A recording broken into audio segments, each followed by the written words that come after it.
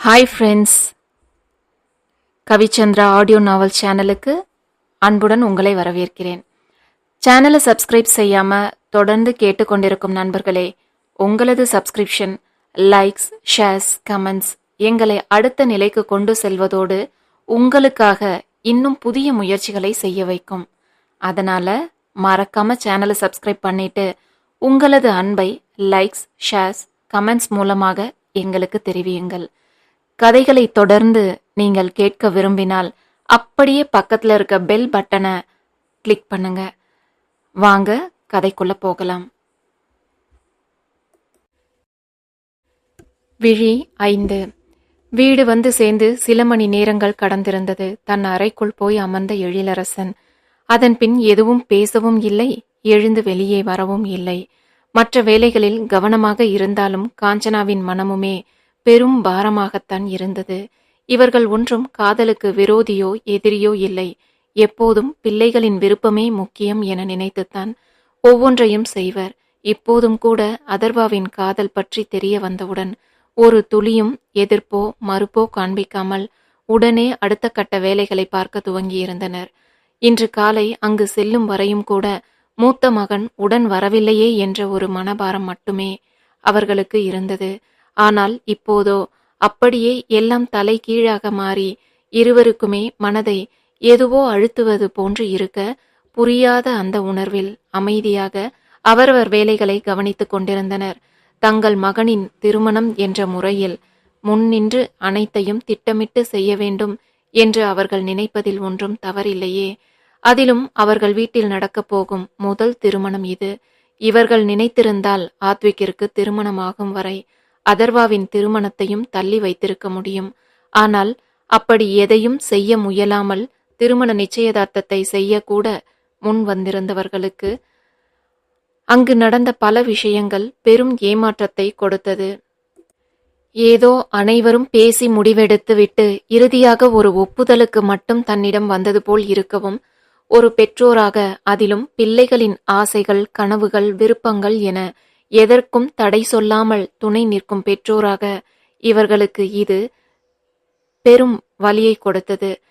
இதில் இவர்களுக்கு அங்குள்ள யார் மீதும் எந்த ஒரு கோபமும் கிடையாது. அவர்கள் பெண் சஞ்சனா சரியாக அனைத்தையும் உடைத்து பேசி ஒரு முடிவெடுத்து இருக்கிறாள்.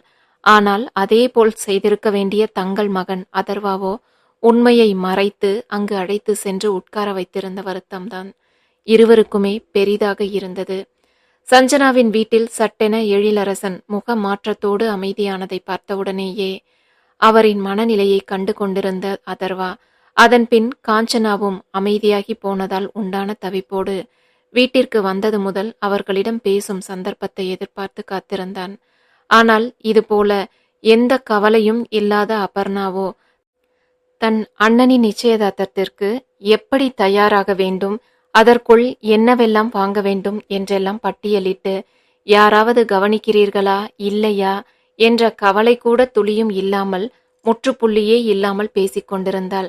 தன் இத்தனை பேச்சுக்கும் யாரிடம் இருந்தும் எந்த ஒரு எதிர்வினையும் வரவில்லை என்பதில் உண்டான கடுப்போடு, என்னன்னா நான் கேட்டுட்டே இருக்கேன், நீ எதுவும் சொல்லாம இருக்க என சினுங்கினாள் அபர்ணா.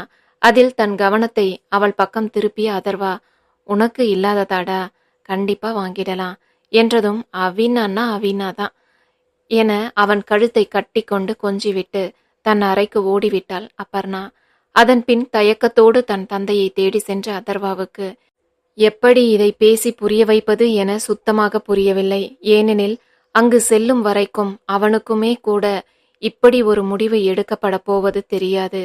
ஆனால் இனி இதை சொன்னால் யாரும் நம்ப போவதில்லை.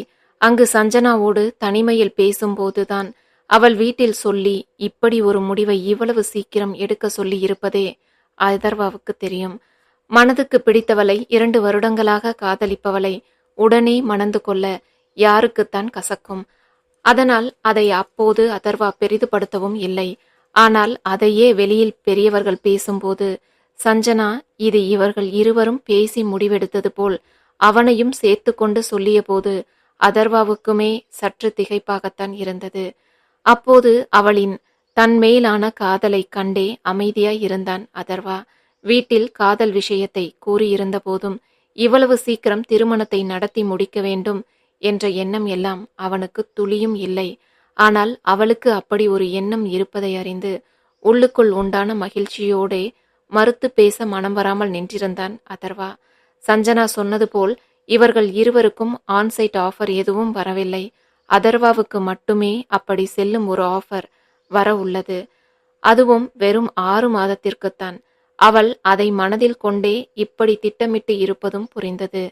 ஆனால் இதையெல்லாம் சொன்னால் முதலில் இவர்கள் நம்புவார்களா என்று இருந்த தயக்கம் இப்போது எங்கே சஞ்சனாவை ஏதாவது ஒரு வகையில் தப்பாக நினைத்து விடுவார்களோ என்றே பயமாகவும் இருந்தது. இங்கு வந்து வாழப்போகும் பெண், அவள் மேல் இப்போதே இப்படி ஒரு தவறான பிம்பத்தை உண்டாக்க விரும்பாமல் அமைதியாக இருந்தான் அதர்வா. அதே தயக்கத்தோடு சென்று எழிலரசனின் அருகில் அதர்வா அமரவும் அவரோ ஒன்றுமே நடவாதது போல் திரும்பி மகனை பார்த்து, நாள் குறைவா இருக்குப்பா, நிச்சயதார்த்தத்துக்கு என்ன எல்லாம் செய்யணும்னு சொல்லு. உனக்கு ஏதாவது பிளான் இருக்கா? சொல்லு, சிறப்பா செஞ்சிடலாம் என்றார். அதில் மேலும் தடுமாறியவன் அவர் தன்னை தவறாக நினைத்து விட்டாரோ என்ற கவலையில், அப்பா அது நான் என இழுக்கவும், புரியுது கண்ணா, ஆன்சைட் அது இதுன்னு என்ன காரணமா இருந்தா என்ன, பெத்தவங்க கிட்டேயே வந்து சீக்கிரம் கல்யாணம் செய்யுங்கன்னு சொல்ல தயக்கமா இருந்து இருக்கும், அதனால என்ன, விடு என்றிருந்தார் எழிலரசன். இதில் அதர்வா மேலும் தவிப்போடு தந்தையை பார்க்கவும், நிஜமாதான் சொல்றேன் கண்ணா. அப்போ சட்டுன்னு கேட்டதும் கொஞ்சம் மனசுல சுருக்குன்னு இருந்தது என்னவோ நிஜம்தான். ஆனா இதுல தப்பு என்ன இருக்கு? உங்க வாழ்க்கையை நீங்க முடிவு செய்யறீங்க, அவ்வளவுதானே, விடு என்றிருந்தார் மகனின் தோளில் ஆதரவாக தட்டியவாறே எழிலரசன். அறைக்குள் வந்தபோது இருந்ததை விட இப்போது இன்னும் அதிகமாகவே குழம்பி போயிருந்தான் அதர்வா. அவர் பேச்சில் இருந்து கோபமாக பேசுகிறாரா இல்லை புரிந்து கொண்டு பேசுகிறாரா என தெரியாமல் அப்படியே அவன் பார்த்து கொண்டு இருக்க, எழிலரசனோ அங்கிருந்து எழுந்து சென்றிருந்தார். அதற்கடுத்த நாட்களில் நிச்சயதார்த்த வேலைகள் மலமளவென்று நடக்க துவங்கியது. இடையில் இருக்கும் நாட்களில் சரியாக திட்டமிட்டு அனைத்து வேலைகளையும் பிரித்து கொண்டு ஞானகுரு ஒரு பக்கமும் எழிலரசன் ஒரு பக்கமும் செய்து கொண்டிருந்தனர். இதற்கிடையில் ஆத்விக் அன்று போல் வராமல் இருந்து விடுவானோ என்று மறுநாளே முதல் வேலையாக தன் மனைவியின் மூலம் ஆத்விக்கிடம் பேசியிருந்தார் எழில். ஹாய்மா என துவங்கியவனை, என்ன தம்பி இப்படி செஞ்சிட்ட என்ற ஆதங்கமான காஞ்சனாவின் குரல் தடை செய்திருக்க, என்னாச்சுமா என்றான் கவலையாக ஆத்விக். நீ வரலன்னு தான் கண்ணா என காஞ்சனா சொல்லவும், ஓ நான் தான் காரணம் சொன்னேனேம்மா என்றான் பொறுமையாகவே ஆத்விக். அவனும் அவன் காரணமோ, ஒழுங்கா நாளைக்கு கிளம்பி இங்க வந்து இருக்கணும்னு சொல்லு என்று இடையில் கோபமாக ஒலித்தது எழிலரசனின் குரல். அதிலேயே போன் ஸ்பீக்கரில் இருப்பது புரிய அமைதியானான் ஆத்விக். என்ன காஞ்சி, பதிலையே காணோம் என்று எழில் குரலை லேசாக உயர்த்தவும், நாளைக்கு வரது எல்லாம் கஷ்டமா என ஆத்விக் சொல்லி கூட முடிக்கவில்லை. இங்க வந்தாதானே அந்த கிழவன் உயிரை எடுக்கிறான்னு அங்கேயே தங்கிடுற ஐடியா ஏதாவது இருக்கா என்ன உன் பிள்ளைக்கு என்றிருந்தார் எரிச்சலோடு எழிலரசன். மா முழுசா பேசி முடிக்கிறதுக்குள்ள என்று சலித்து கொண்டவன், நாளைக்கு வர முடியாதுமா, நாளை மறுநாள் தான் இங்க ரிசல்ட், அது வரவே ஈவினிங் ஆயிடும், அதை முடிச்சிட்டு நைட்டு ட்ரெயின் ஏறி காலையில அங்க வந்துடுவேன் என்றிருந்தான் ஆத்விக். என்னது, வெள்ளிக்கிழமையா என லேசாக அதிர்ந்த காஞ்சனா மேலே எதுவோ சொல்லும் முன், வெள்ளிக்கிழமை தானேம்மா, அதுக்கு ஏன் இவ்வளவு பெரிய ஷாக், இன்னும் 2 நாள் தானே என்றான் ஆத்விக். வீட்ல இருந்தாதானே வீட்டு மனுஷனா இங்க என்ன நடக்குது என்ன ஏதுன்னு தெரிஞ்சிருக்க என எழில் கோபமாக பேசும். என்னங்க என கணவனை அடக்கியவர், கண்ணா அன்னைக்குதான் அவிக்கு நிச்சயம் வச்சிருக்குப்பா என்றார் காஞ்சனா. என்ன வெள்ளிக்கிழமையா என லேசாக திகைத்தாலும், நான் தான் காலையில 5:30க்கே வந்துருவேனேம்மா, ஃபங்க்ஷன் எத்தனை மணிக்கு சொல்லுங்க என்றான் சட்டென தன்னை மீட்டு கொண்டு ஆத்விக். அது காலையில 9ல இருந்து 10க்குள்ள தம்பி என்றார் காஞ்சனா. ஓகேம்மா, நான் சரியான நேரத்துக்கு அங்க இருப்பேன் என ஆத்விக்கும் வாக்கு கொடுக்க, இங்க பாரு காஞ்சி, இந்த கதையே வேணாம், நேத்தே செஞ்ச மாதிரி கடைசி நேரத்துல எதிர்பாராத ஒரு வேலைமா, என்னால வர முடியலன்னு தான் அப்பவும் சொல்லுவான், நாளைக்கு அவன் இங்க வந்து இருக்கணும், அவ்வளவுதான் என்றார் கரார் குரலில் எழிலரசன். நாளைக்கு எப்படிம்மா அங்க வர முடியும்? அடுத்த நாள் தான் ரிசல்ட்னு இப்போதானே சொன்னேன் என்றான் ஆத்விக். ஏன் அந்த ரிசல்ட்டை ஆன்லைன்ல பார்த்துக்க முடியாதாமா என்று எழில் இடையிடவும், இல்லம்மா இங்க அவங்க செலெக்ஷன் மெத்தட்ஸே வேற மாதிரி இருக்கு எனும் போதே, என்ன மெத்தடா இருந்தா என்ன, இவனை எப்படியும் செலக்ட் செய்ய போறது இல்லதானே, அங்க இருந்து நேரத்தை வீணாக்காம கிளம்பி வர சொல்லு என்றிருந்தார் எரிச்சலோடு எழிலரசன். இதில் சட்டென அங்கு ஒரு மௌனம் வந்து சூழ்ந்து கொள்ள, சில நொடிகளுக்கு பின், என்ன காஞ்சி சத்தத்தையே காணோம் என்றார் மீண்டும் எழில். மா, இத்தனை ரவுண்டு முடிச்சு இருக்கேன், ஃபைனல் ரிசல்ட் தெரியாம நான் கிளம்பி வரமாட்டேன். வெள்ளிக்கிழமை காலையில நான் அங்க இருப்பேன். போன முறை மாதிரி எந்த ரீசனும் சொல்ல மாட்டேன். ப்ளீஸ்மா புரிஞ்சுக்கோங்க என்று மன்றாடும் குரலில் கூறியவன் ஒரு நொடி அமைதிக்கு பின் தொடர்பை துண்டித்து இருந்தான். அதில் திரும்பி எழில் தன் மனைவியை முறைக்க, அவன்தான் சொல்றானேங்க என்றார் காஞ்சனாவும் இந்த சூழ்நிலையை எப்படி கையாள்வது என தெரியாத குரலில். அன்னைக்கு கூட சரியான நேரத்துக்கு வந்துடுறேன்னு தான் சொன்னான் உன் மகன் என கோபம் கொஞ்சமும் குறையாத குரலில் கூறினார் எழிலரசன். அவன்தான் அப்போவே வேலை இருக்கு வரலன்னு நமக்கு கூப்பிட்டு சொல்லிட்டானேங்க என காஞ்சனா சொல்லும் போதே, அதே மாதிரி இப்பவும் சொல்ல மாட்டான்னு என்ன நிச்சயம் என்றிருந்தார் எழிலரசன். ஏங்க இப்படியெல்லாம் பேசுறீங்க, இப்படியெல்லாம் செய்யக்கூடியவனா நம்ம ஆதி என்றார் மனம் தாங்காமல் காஞ்சனா. அதில் சட்டென அமைதியான எழிலரசன் வேகமாக அங்கிருந்து நகர்ந்தார். பெரிய அளவில் இடம் எல்லாம் எடுத்து எதுவும் செய்ய வேண்டாம் என ஒரு மனதாக பேசி முடிவு செய்து இருந்ததால் நெருங்கிய தவிர்க்க முடியாத உறவுகளின் முன்னிலையில் சஞ்சனாவின் வீட்டில் வைத்து நிச்சயம் செய்வது என முடிவாகி இருந்தது. ஏனெனில் அடுத்த 3 வாரங்களில் திருமணம் எனும்போது 2 செலவு எதற்கு என யோசித்தனர்.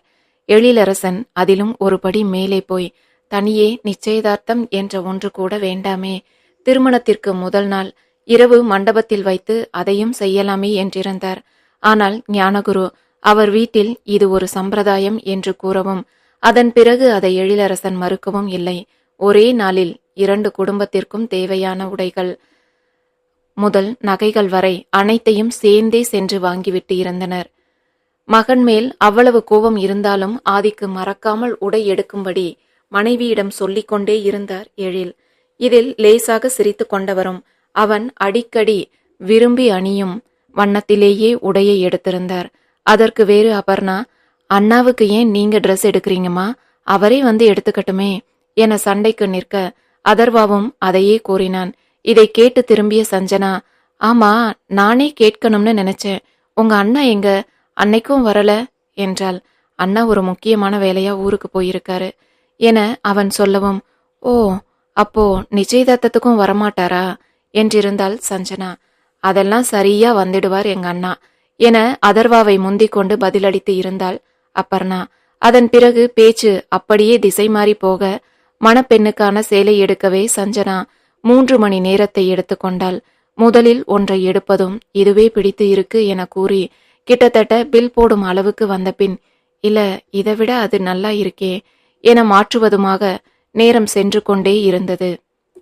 இதில் ஒரு கட்டத்தில் சோர்ந்து போன பெரியவர்கள் அவளே பார்த்து எடுத்துக்கொண்டு வரட்டும் என்பது போல அமைதியாக சென்று விடவும் அங்கு நின்றிருந்த விற்பனை பிரதிநிதியை ஒரு வழியாக்கி கொண்டிருந்தாள் சஞ்சனா. இதற்கெல்லாம் அப்படியே நேர்மாறாக சஞ்சனா சேலை எடுப்பதற்கு நேரம் கடத்தி கொண்டே செல்லவும், நீ உனக்கு பிடிச்சதை எடுத்துக்கோ தனா என்றிருந்தார் ஞானகுரு. எனக்கு எதுக்குப்பா என மறுப்பாக அவள் தலையசைக்கவும், அக்கா கல்யாணத்துக்கு தங்கச்சி இல்லாமலா, எடுத்துக்கோமா என காஞ்சனா முன்வந்து சொல்லவும், நான் கல்யாணத்துக்கு எடுத்துக்கிறேம்மா, இப்போ எதுக்கு என்றிருந்தாள் பிரார்த்தனா. என்ன நீ ஒரு சேலை இப்போ எடுக்கிறதுல என்ன ஆகிட போகுது, உனக்கு பிடிச்சதை எடு, எல்லாருக்குமே புது துணி எடுக்கத்தான் போறோம் என பத்மா இடையிட்டு கூறவும், ஒரு சம்மதமான தலையசைப்போடு எழுந்து சென்றவள் ஞானகுருவின் அருகில் சென்று காதோரமாக எதையோ கேட்க, அதெல்லாம் உனக்கு எதுக்கு, நீ பிடிச்சதை எடு, மத்ததை நான் பாத்துக்கிறேன் என்றிருந்தார் ஞானகுரு. அதிலேயே தந்தையிடம் பட்ஜெட்டை பற்றி பேசியிருக்கிறாள் என புரிய அவளையே கவனித்துக் கொண்டிருந்த காஞ்சனாவுக்கு மனதில் ஒரு நிறைவு உண்டானது.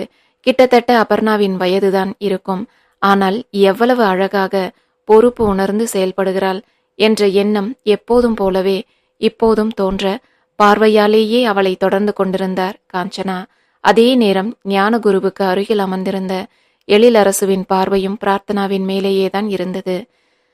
மெல்லிய குரலிலேயே அவள் பேசி இருந்தாலும் அருகில் அமர்ந்திருந்தவருக்கு அந்த பேச்சு தெளிவாக கேட்டிருக்க, சற்று முன் சஞ்சனா பேசி சென்றது அவருக்கு நினைவுக்கு வந்தது. கடைக்குள் வந்த உடனேயே சஞ்சனாவிடம் திருமணப்பட்டு 50,000 நிச்சயதார்த்தப்பட்டு 30,000 எடுத்துக்கொள்ள சொல்லி ஞானகுரு சொல்லி இருக்க, சேலைகளை எல்லாம் கலைத்து போட்டு பார்த்துவிட்டு வந்தவள், எனக்கு இதுல எதுவுமே பிடிக்கலப்பா, இன்னும் ஒரு 25,000 கொடுங்கப்பா, அப்போதான் எனக்கு பிடிச்ச மாதிரி கிடைக்கும் என்றிருந்தால் கொஞ்சலாக. முதலில் அதற்கு மறுத்து மகளை 10,000 அதிகம் கொடுப்பதாக சொல்லி சமாதானம் செய்ய முயன்று தோற்றவர் இறுதியாக அவளின் பிடிவாதத்திற்கே சம்மதிக்க வேண்டிய நிலை. இதையெல்லாம் அருகில் இருந்து கவனித்துக் கொண்டிருந்த எழிலரசனுக்கு இப்போது பிரார்த்தனா கேட்டது கூட பெரிய விஷயமே இல்லை.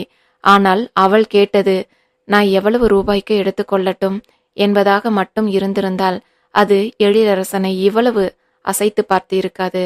ஆனால் அவளோ, இப்போ வேற உங்க பட்ஜெட்டை விட அக்காவுக்கு அதிகமா செலவு செஞ்சிருக்கீங்க, இதுல இன்னொரு செலவு எதுக்குப்பா, நான் கல்யாணத்துக்கு எடுத்துக்கிறேன், இது கொஞ்சம் காஸ்ட்லியான ஷோரூம், இங்க வேண்டாம், எனக்கு வேற எங்கேயாவது நான் வாங்கிக்கிறேன் என்று சொன்னதுதான் எழிலரசனை திரும்பி பார்க்க செய்திருந்தது. இப்படி இருவர் தன்னை கவனித்துக் கொண்டிருப்பதை அறியாத பிரார்த்தனா தன் போக்கில் சென்று அங்கிருந்த விலைப்பட்டியல் ஒட்டப்பட்டிருந்த கவுண்டர்களையே பார்த்தவாறு இருப்பதிலேயே விலை குறைந்த கவுண்டருக்கு எதிரில் சென்று நிற்கவும், பத்மா எழுந்து சென்று அவளை கடிந்து கொண்டவாறே கையை பிடித்து இழுத்து வந்து அவர்கள் அமர்ந்திருந்த இடத்திற்கு எதிரில் இருந்த சேலைகளை எடுத்துக்கொள்ளுமாறு கண்டித்தார். அதில் அன்னையிடமே பெண்களுக்கு வெளிப்படும் செல்ல சினுங்களோடு பார்வையாலேயே கெஞ்சியவள் பின் அவரின் முறைப்பை கண்டு வேறு வழியே இல்லாமல் அங்கிருந்த சேலைகளில் ஒன்றை எடுத்துக்கொண்டு வந்து அமர்ந்து விட்டாள். மொத்தமாக 10 நிமிடம் கூட ஆகவில்லை அவள் அதை தேர்ந்தெடுத்து முடிக்க. ஆனால் சஞ்சனாவோ இன்னும் அதர்வாவை தனியே அழைத்து சென்று கண்ணாடி முன் அமர வைத்து ஒவ்வொன்றாக தன்மேல் வைத்து காண்பித்து ஒரு முடிவுக்கு வராமல் நேரத்தை கடத்தி கொண்டிருந்தாள். இதில் பொறுமை இழந்த அபர்ணா எழிலரசனை அழைத்து கொண்டு மேல் தளத்திற்கு சென்று அவளுக்கான உடைகளையும் தேர்ந்தெடுத்து கொண்டு வந்துவிட, அடுத்ததாக 2 அம்மாக்களும் கூட சேலையையும் வாங்கி முடித்து விட்டனர்.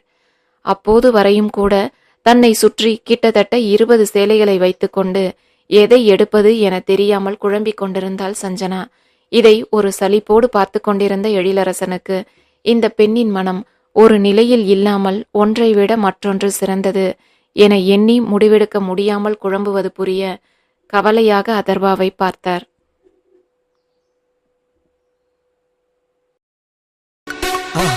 மறக்காம சர்ப்ரைஸ் பண்ணுங்க. தேங்க்யூ.